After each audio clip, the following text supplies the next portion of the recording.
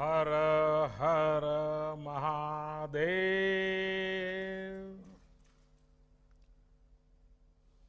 काशी के पुण्य धरती के आप सब पुण्यात्मा लोगन के प्रणाम हो। सावन महीना चल रहा है, ऐसे में बाबा के चरणों में आने का मन हर किसी को करता है। लेकिन जब बाबा की नगरी के लोगों से रूबरू होने का मौका मिला है तो ऐसा लगता है कि आज मेरे लिए एक दर्शन करने का सौभाग्य प्राप्त हुआ है। सबसे पहले तो आप सभी को भगवान भोलेनाथ के इस प्रिय महीने की बहुत बहुत शुभकामनाएं। ये भगवान भोलेनाथ के ही आशीर्वाद है कि कोरोना के इस संकट काल में भी हमारी काशी उम्मीद से भरी हुई है, उत्साह से भरी हुई है। ये सही है कि लोग बाबा विश्वनाथ धाम इन दिनों नहीं जा पा रहे और वो भी सावन में न जा पाना, तो आपकी पीड़ा मैं समझ सकता हूं। ये भी सही है कि मानस मंदिर हो, दुर्गा कुंड हो, संकट मोचन में सावन का मेला, सब कुछ स्थगित हो गया है, नहीं लग पा रहा है। लेकिन ये भी सही है कि इस अभूतपूर्व संकट के समय में और मेरी काशी, हमारी काशी ने इस अभूतपूर्व संकट का डटकर मुकाबला किया है। आज का ये कार्यक्रम भी तो इसी की एक कड़ी है। कितनी ही बड़ी आपदा क्यों न हो, किसी को काशी के लोगों की जीवटता का कोई मुकाबला नहीं कर सकता। जो शहर दुनिया को गति देता हो, उसको सामने कोरोना क्या चीज है, ये आपने दिखा दिया है। मुझे बताया गया है कि कोरोना के अब काशी की जो विशेषताएं हैं, इस कोरोना के कारण काशी में चाय की अड़ियां वो भी सुनी हो गई हैं, तो अब डिजिटल अड़ी शुरू हो गई है। अलग अलग क्षेत्र की विभूतियों ने अड़ी परंपरा को तो जीवंत किया है। यहां की जिस संगीत परंपरा को बिस्मिल्लाह खां जी, गिरिजा देवी जी, हीरालाल यादव जी जैसे महान साधकों ने समृद्ध किया, उसको आज काशी के सम्मानित कलाकार, नई पीढ़ी के कलाकार आगे बढ़ा रहे हैं। इस तरह के अनेक काम पिछले 3-4 महीने में काशी में निरंतर हुए हैं। इस दौरान भी मैं लगातार योगी जी से संपर्क में रहता था, सरकार के अलग अलग लोगों से संपर्क में रहता था। काशी से जो खबरें मेरे पास आती थी उसमें क्या करना क्या नहीं करना, लगातार सबसे बात करता था। और आप में से भी कई लोग हैं, बनारस में कई लोगों से मैं रेगुलरली फोन पर बात करता था, सुख दुख पूछता था, जानकारियां लेता था, फीडबैक लिया करता था।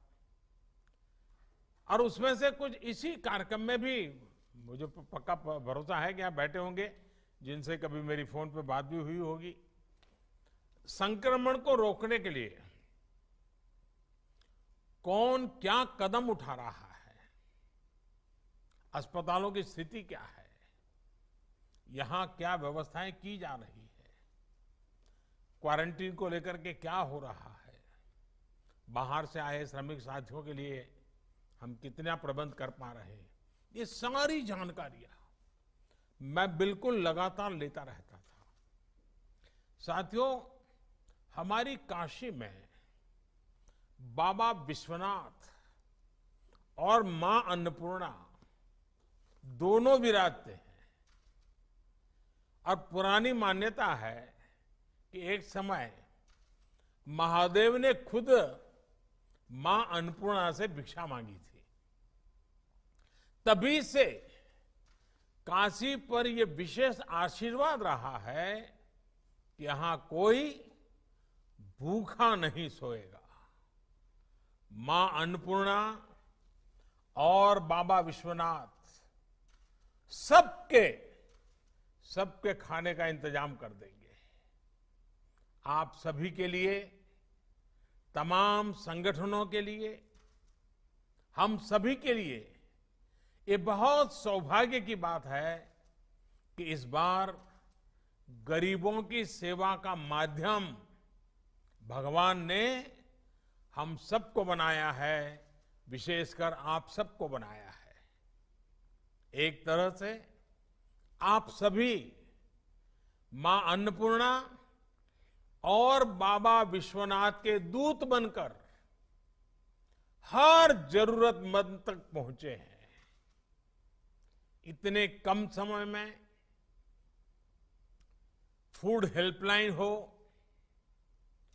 कम्युनिटी किचन का व्यापक नेटवर्क तैयार करना, हेल्पलाइन विकसित करना, डेटा साइंस की आधुनिक विज्ञान टेक्नोलॉजी की मदद लेना, वाराणसी स्मार्ट सिटी के कंट्रोल एवं कमांड सेंटर का इस सेवा के काम में भरपूर इस्तेमाल करना, यानी हर स्तर पर सभी ने गरीबों की मदद के लिए पूरी क्षमता से काम किया। और मैं ये भी बता दूं, हमारे देश में कोई सेवा भाव ये नई बात नहीं है, हमारे संस्कारों में है।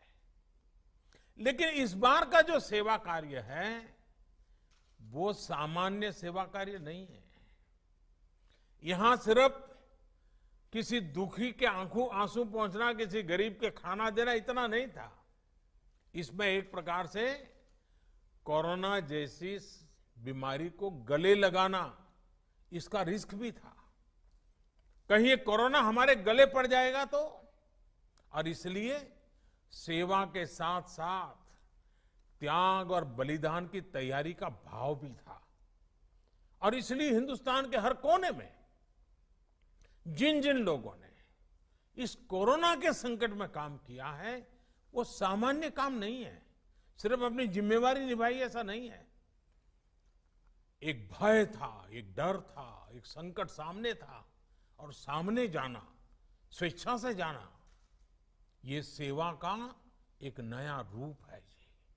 और मुझे बताया गया है कि जिला प्रशासन के पास भोजन बांटने के लिए अपनी गाड़ियां कम पड़ गई, तो डाक विभाग ने खाली पड़ी अपनी पोस्टल वैन इस काम में लगा दी। सोचिए, सरकारों की, प्रशासन की छवि तो यही रही है कि पहले हर काम को मना किया जाता है।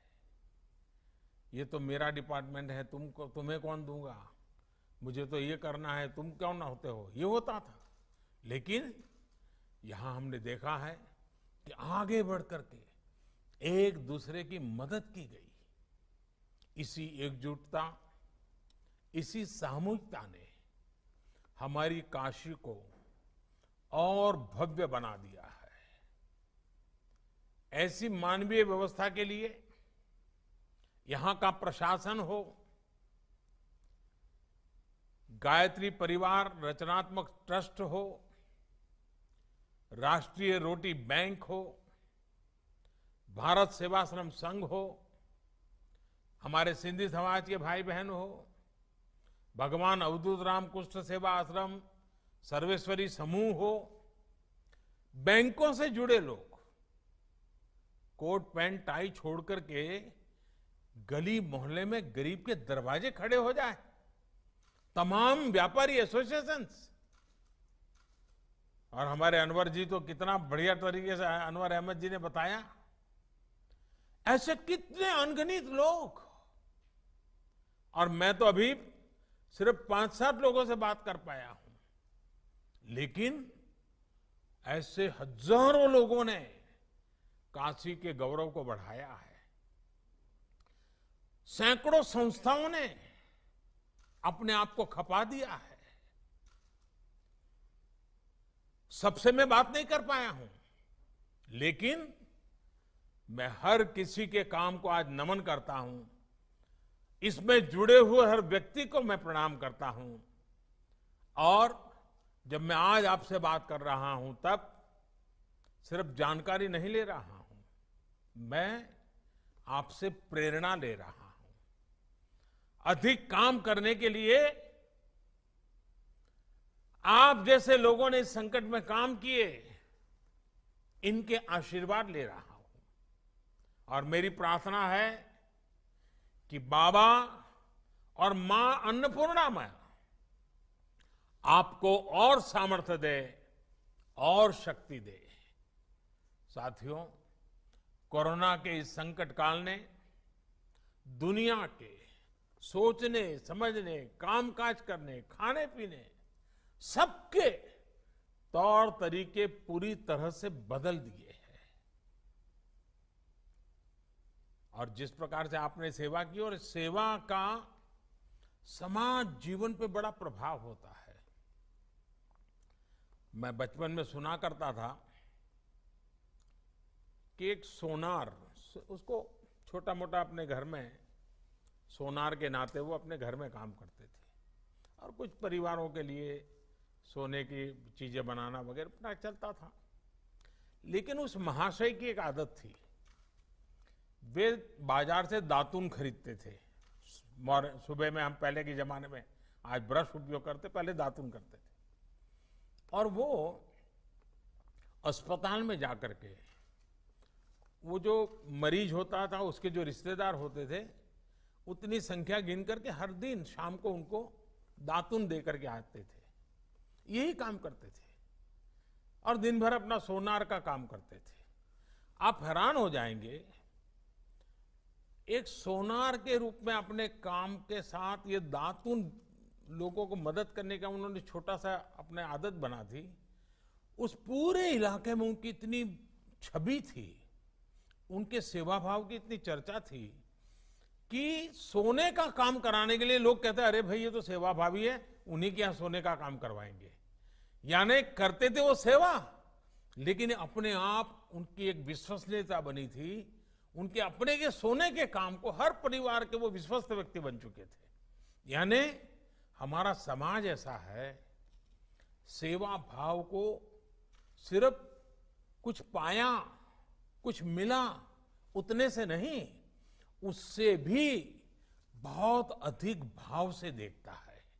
और जो सेवा लेता है वो भी मन में ठान लेता है कि जब मौका मिलेगा वो भी किसी की मदद करेगा। ये चक्र चलता रहता है और यही तो समाज को प्रेरणा देता है। आपने सुना होगा 100 साल पहले ऐसी ही भयानक महामारी हुई थी। अब 100 साल के बाद ये हुई है। और कहते हैं कि तब भारत में इतनी जनसंख्या नहीं थी,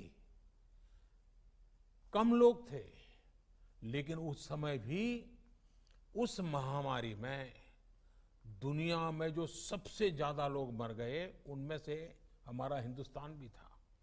करोड़ों लोग मर गए थे। और इसलिए जब इस बार महामारी आई तो सारी दुनिया भारत का नाम लेते ही उनको डर लगता था। उनको लगता था भाई 100 साल पहले भारत के कारण इतनी बड़ी बर्बादी हुई थी, भारत में इतने लोग मर गए थे, और आज भारत की इतनी आबादी है, इतनी चुनौतियां हैं। बड़े बड़े एक्सपर्ट ये कह रहे थे और भारत पर सवाल खड़ा करने लगे थे कि इस बार भी हालत बिगड़ जाएगा। लेकिन क्या स्थिति बने? आपने देखा होगा 23-24 करोड़ की आबादी वाले हमारा उत्तर प्रदेश, और उसके लिए तो लोगों को ढेर सारी शंका कुशंकाएं भी थी कि ये कैसे बचेगा। कोई कहता था कि यूपी में गरीबी बहुत है, यहाँ बाहर काम करने गए श्रमिक कामगार साथी बहुत है, वो 2 गज की दूरी का पालन कैसे कर पाएंगे, वो कोरोना से नहीं तो भूख से मर जाएंगे। लेकिन आपके सहयोग ने, उत्तर प्रदेश के लोगों के परिश्रम ने, पराक्रम ने सारी आशंकाओं को ध्वस्त कर दिया। साथियों, ब्राजील जैसे बड़े देश में, जिसकी आबादी करीब 24 करोड़ है, वहां यानी उत्तर प्रदेश जितना ही बड़ा है, वहां कोरोना से 65,000 से ज्यादा लोगों की दुखद मृत्यु हुई है। 65,000। लेकिन उतनी ही आबादी वाले हमारे यूपी में करीब करीब 800 लोगों की मृत्यु कोरोना से हुई है। यानी यूपी में कोरोना से हजारों जिंदगियां, जिसकी मरने की संभावना दिखाई जाती थी, उसको बचाई गई है, बचा लिया गया है। आज स्थिति ये है कि उत्तर प्रदेश ने न सिर्फ संक्रमण की गति को काबू में किया हुआ है, बल्कि जिन्हें कोरोना हुआ है वो भी तेजी से रिकवर हो रहे, ठीक हो रहे हैं। और इसकी बहुत बड़ी वजह आप जैसे अनेक महानुभावों की जागरूकता, सेवा भाव, सक्रियता, आप जैसे सामाजिक, धार्मिक और परोपकारी संगठनों का ये जो सेवा भाव है, आपका ये जो संकल्प है, आपके संस्कार है, जिसने इस कठिन समय से कठिन दौर में समाज के हर व्यक्ति को कोरोना के खिलाफ लड़ाई लड़ने की ताकत दी है, बहुत बड़ी मदद की है। साथियों, हम तो काशीवासी हैं और कबीरदास जी ने कहा है, सेवक फल मांगे नहीं, सेव करे दिन रात। सेवा करने वाला सेवा का फल नहीं मांगता, दिन रात निस्वार्थ भाव से सेवा करता है। दूसरों की निस्वार्थ सेवा के हमारे यही संस्कार हैं जो इस मुश्किल समय में देशवासियों के काम आ रहे हैं। इसी भावना के साथ केंद्र सरकार ने भी निरंतर प्रयास किया है कि कोरोना काल के इस समय में सामान्य जन की पीड़ा को साझा किया जाए, उसको कम करने के लिए लगातार कोशिश की जाए। गरीब को राशन मिले, उसकी जेब में कुछ रुपये रहें, उसके पास रोजगार हो और वो अपने काम के लिए ऋण ले सके। इन सभी बातों पर ध्यान दिया है। साथियों, आज भारत में 80 करोड़ से ज्यादा लोगों को, यह आंकड़ा बहुत बड़ा है, 80 करोड़ से ज्यादा लोगों को मुफ्त राशन दिया जा रहा है। इसका बहुत बड़ा लाभ बनारस के भी गरीबों को, श्रमिकों को हो रहा है। आप कल्पना कर सकते हैं कि भारत अमेरिका से भी 2 गुनी आबादी से, यानी अमेरिका की जो टोटल जनसंख्या है उससे डबल लोगों को एक पैसा लिए बिना उनका भरण पोषण कर रहा है।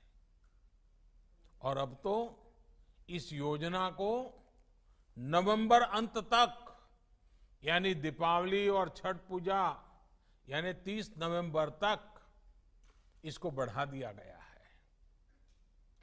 हमारी कोशिश यही है कि किसी गरीब को त्योहारों के समय में खाने पीने की कमी ना हो। खाने के साथ साथ लॉकडाउन के कारण गरीब को खाना पकाने के लिए ईंधन की दिक्कत ना हो, इसके लिए उज्ज्वला योजना के लाभार्थियों को पिछले 3 महीने से मुफ्त गैस सिलेंडर दिया जा रहा है। साथियों, गरीबों के जनधन खाते में हजारों करोड़ रुपए जमा कराना हो या फिर गरीबों के, श्रमिकों के रोजगार की चिंता, छोटे उद्योगों को, रेहड़ी ठेला लगाने वालों को आसान ऋण उपलब्ध कराना हो या खेती, पशुपालन, मछली पालन और दूसरे कामों के लिए ऐतिहासिक फैसले, और सरकार ने लगातार काम किया है। कुछ दिन पहले ही 20,000 करोड़ रुपए की मत्स्य संपदा योजना को भी मंजूरी दी गई है। इसका लाभ भी इस क्षेत्र के मछली पालकों को होगा। इसके अलावा यहां यूपी में कुछ दिन पहले ही रोजगार और स्वरोजगार के लिए एक और विशेष अभियान चलाया गया है।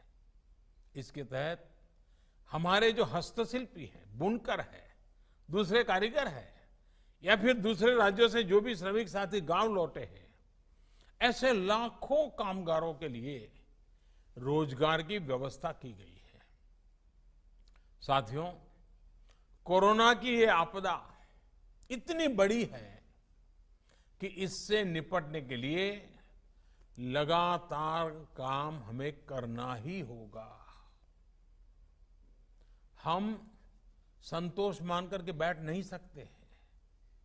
हमारे बुनकर भाई बहन हो, नाव चलाने वाले हमारे साथी हो, व्यापारी, कारोबारी हो, सभी को मैं आश्वस्त करना चाहता हूं कि हमारा निरंतर प्रयास है कि सभी को कम से कम दिक्कत हो और बनारस भी आगे बढ़ता ही रहे।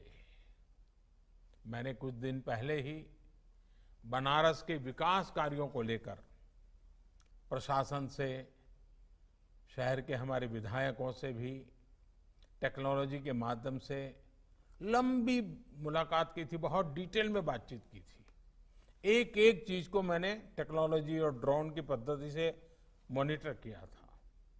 इसमें सड़कों, बिजली, पानी हो, ऐसे तमाम प्रोजेक्ट के साथ साथ बाबा विश्वनाथ धाम प्रोजेक्ट की स्थिति को लेकर भी विस्तृत जानकारी मुझे दी गई थी। मैंने आवश्यक सूचनाएं भी दी थी। कुछ रुकावटें थी, होती है तो उसको दूर करने के लिए जहां जहां कहना था वहां भी कहा था।